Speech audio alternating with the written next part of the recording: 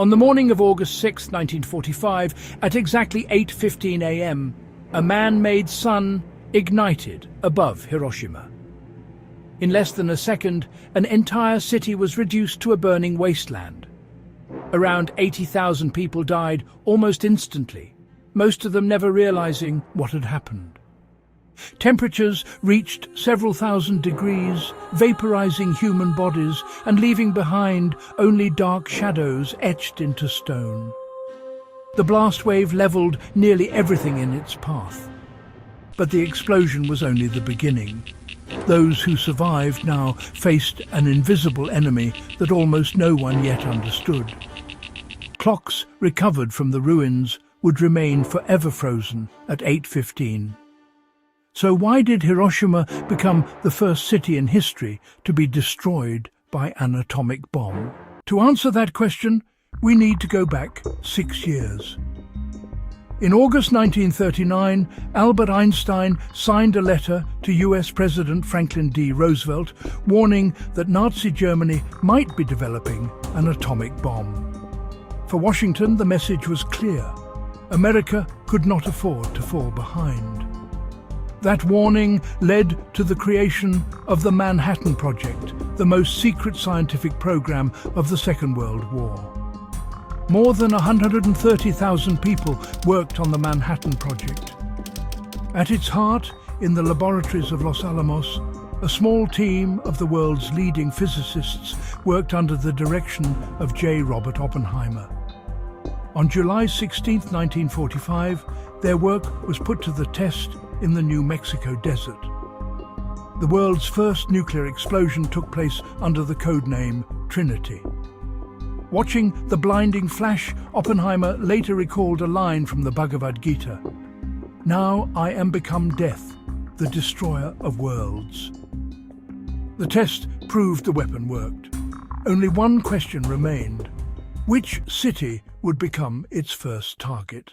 On July 26, 1945, the United States, Great Britain and USSR issued the Potsdam Declaration. Japan was given one clear choice: unconditional surrender. Otherwise, the nation would face prompt and utter destruction. The Japanese government rejected the ultimatum. Emperor Hirohito and the military leadership chose to continue the war. Millions of civilians were preparing to defend their homeland, while those without weapons were instructed to fashion bamboo spears.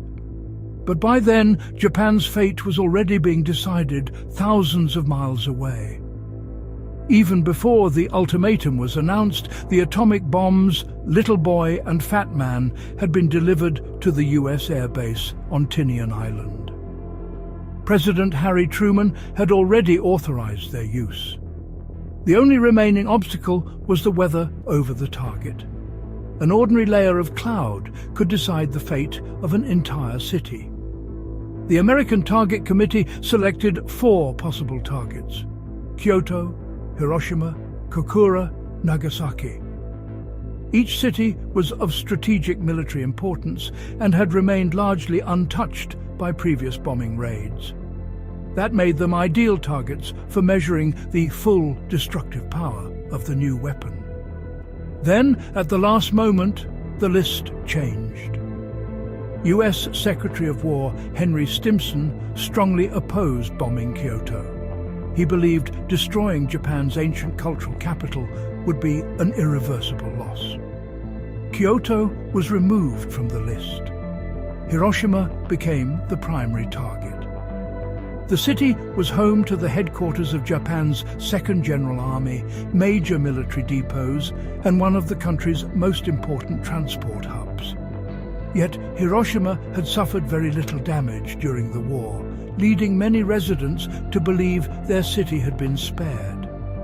In reality, that very fact made Hiroshima the ideal target for history's first atomic attack. During the night of August 6th, the crew of the B-29 Enola Gay received their final orders. At 1:45 a.m., the aircraft took off from Tinian Island, carrying a weapon unlike anything ever used against humanity. 6 hours later, Hiroshima awoke to what seemed like another ordinary summer morning. Children walked to school. Shops opened for business. Office workers hurried to work. The air raid warning had already been lifted, and most people believed the danger had passed. Only minutes remained before the explosion.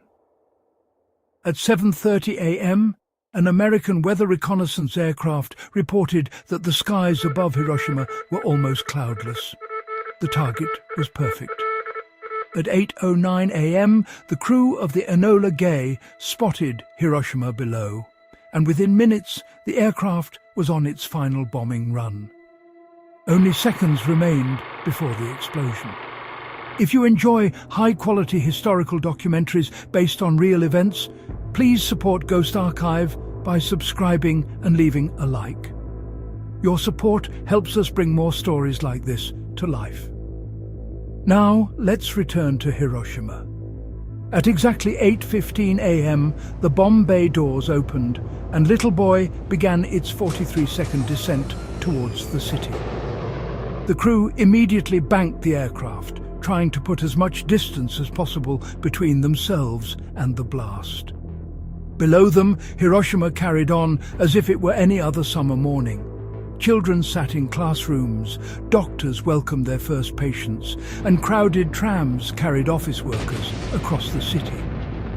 No one looked up. At 8:17 a.m., Little Boy detonated approximately 600 meters above the center of Hiroshima. Within a fraction of a second, temperatures near the hypocenter reached several thousand degrees, while an intense flash of thermal radiation swept across the city. Thousands of people closest to the explosion died before they even realized they were under attack. Some human bodies were vaporized so completely that only dark silhouettes remained on stone walls and pavements. Moments later, a powerful blast wave raced through Hiroshima, leveling buildings, bridges, and entire neighborhoods. Thousands of wooden homes burst into flames almost simultaneously, turning the city into a sea of fire. Within minutes, isolated fires merged into a massive firestorm, creating winds powerful enough to pull people back into the flames. Those who survived wandered through the ruins in complete silence, unable to comprehend what had happened. One survivor later recalled, "People walked silently towards the river. The skin on their arms hung from their fingertips like wet cloth."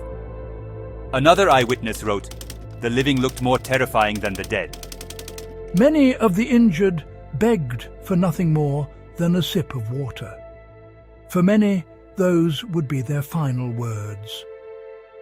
Above the city, a colossal mushroom cloud rose into the sky, visible for dozens of miles.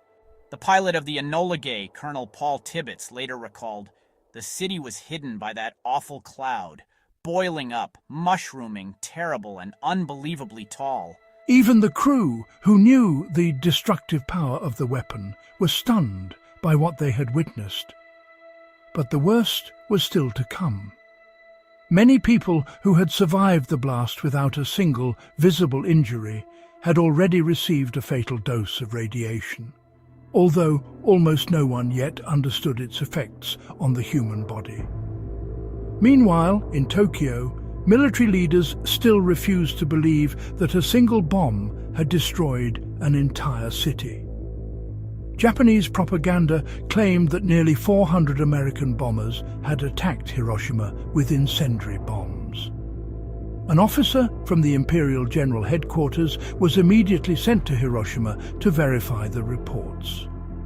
Long before reaching Hiroshima, he saw a gigantic mushroom cloud rising into the sky. Where a thriving city had stood only hours earlier, little remained but ruins. On the evening of August 6th, President Harry Truman officially announced that the United States had used an atomic bomb and once again called on Japan to surrender unconditionally. The Japanese government refused to surrender.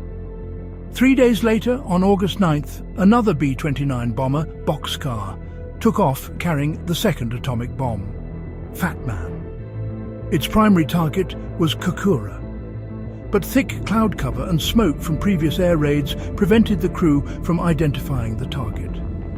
After 3 unsuccessful bombing runs, the crew turned towards their secondary target, Nagasaki. At 11:02 a.m., Fat Man detonated above Nagasaki. Within seconds, nearly 40,000 people were gone. By the end of 1945, the death toll had doubled to around 80,000. On the same day, the Soviet Union declared war on Japan and launched a massive offensive across Manchuria. Japan's leaders now faced an impossible choice: surrender or watch their country disappear. On August 15, 1945, Emperor Hirohito addressed the Japanese people by radio for the first time, announcing Japan's surrender. The Second World War was over. By the end of 1945, approximately 140,000 people had died in Hiroshima and around 70,000 in Nagasaki. In the years that followed, tens of thousands more died from acute radiation sickness, cancer, and other long-term effects of radiation exposure. To this day, Hiroshima and Nagasaki remain the only cities in history to have been attacked with nuclear weapons during wartime. For some, the bombings forced Japan's surrender and prevented an invasion that could have claimed hundreds of thousands of lives. For others, they remain a crime against humanity, with civilians making up the overwhelming majority of the victims. Nearly 80 years later, the debate still has no universally accepted answer. What do you think? Were the atomic bombings of Hiroshima and Nagasaki a military necessity or a crime against humanity? Share your thoughts in the comments. If you enjoyed this documentary, please support Ghost Archive by subscribing and leaving a like. Thank you for watching, and we'll see you in the next story.